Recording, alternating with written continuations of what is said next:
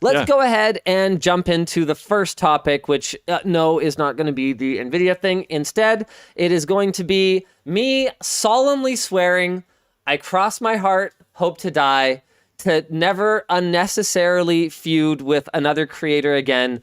Pokimane rightfully took issue with some of my comments on the previous WAN show.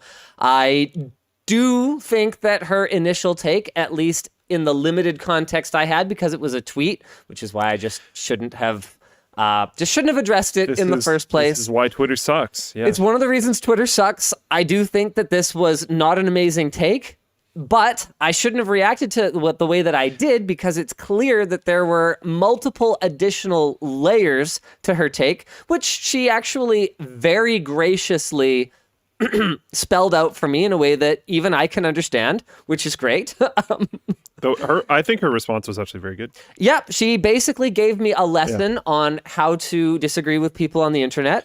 I got told. Which you needed, I think. Look, the reality of it is, sometimes I need to go to school, but I like to think that I learn. I think the part and I should have stepped in. But the voice. Look, okay. As I already said to her, and we've talked privately already. Cool. Okay. Outside of what I was hoping that would happen. Outside of what I said publicly, the voice was actually just like, it had nothing to do with her.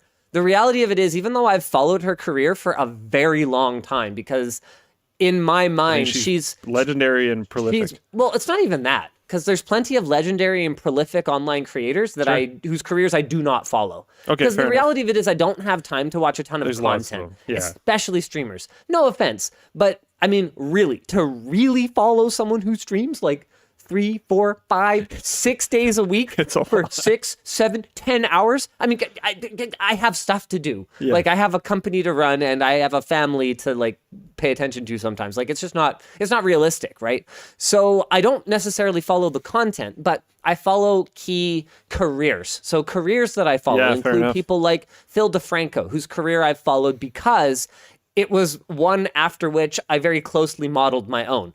Okay, so you start out as like a guy making videos, and then you figure out, okay, we need to create new content formats and build teams, and then hopefully, man, the day SourceFed imploded, I was like, is that my destiny? Like, oh no!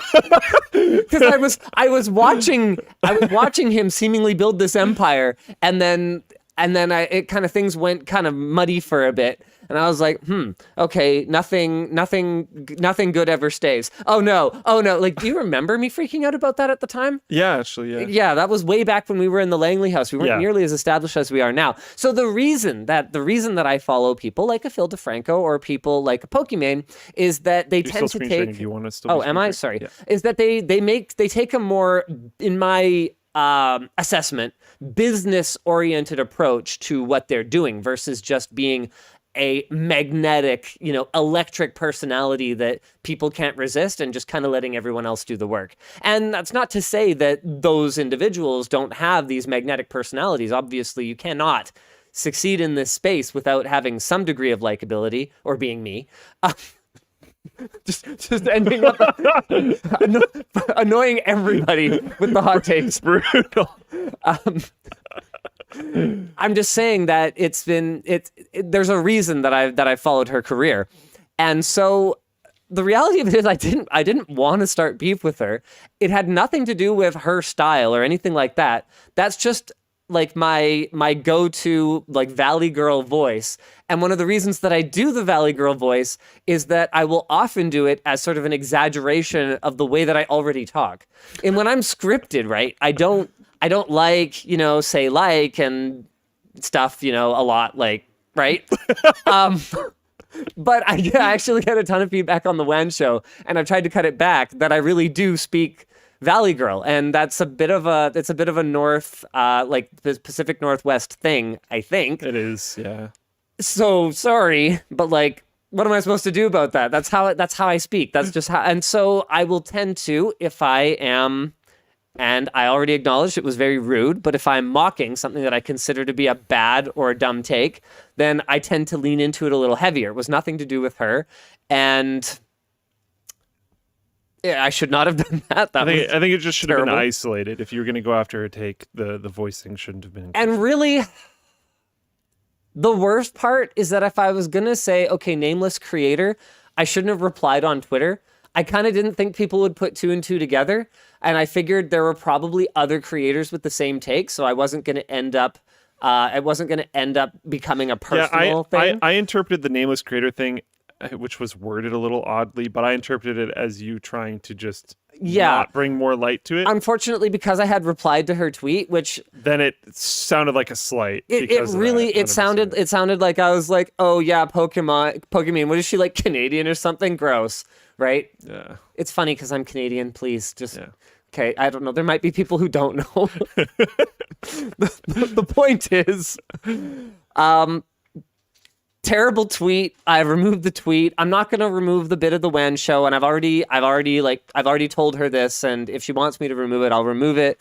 But I believe in transparency. I made a mistake. It was stupid. She explained in great detail some of the more nuanced aspects of what she was complaining about and why it matters, and I don't disagree with that.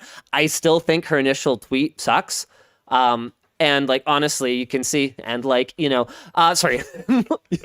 honestly, you can see that for her to explain it in a way that it took screenshots of a notes app because Twitter sucks. because Twitter sucks. And so I think ultimately what I need to do is significantly cut back my Twitter consumption and use. You know what? I think if everyone did that, that would be awesome. World would probably be a better place. And what I also need to do is say, hey, sorry, my bad. That was my bad. And I mean, I already kind of covered this in my reply to her as well. Maybe because I've never really, like I said, I've followed her. That's the reason her tweets show up on my timeline, and, like, I always get news about her and stuff because I do pay attention. Even though I wasn't following her on Twitter because I just don't follow people on Twitter. My follows are super random. It's mostly just people I've had to DM at some point. Yeah. Anyway, like, even though I don't follow her, I tend to just, like, get those tweets promoted to me. And I think the reason that I just, like, knee-jerk reacted to it was because I was like, I thought she got it. And it seemed like she didn't get it. And then it turns out she super gets it. And it was just me who didn't get it. So, great. Sounds good. Can I be done with this? Can I move on? Yeah, Can I good. just not feud with any other creators ever again? I think we're good. Yeah. I like that you guys kind of had a chat.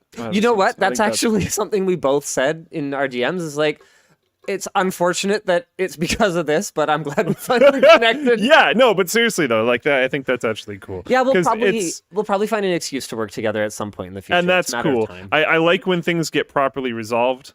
If, like, ideally they don't happen in the first place, but it's cool that things were, like, I think her response was very level, and then I think it's cool that it was resolved from there. It's cool that I got a second try at this one. Yeah, exactly. Thanks for watching, and thanks to dbrand for sponsoring this week's clips. dbrand only paid us for 10 seconds of ad time, so be sure to give them money so they can afford more. Check them out using the link below.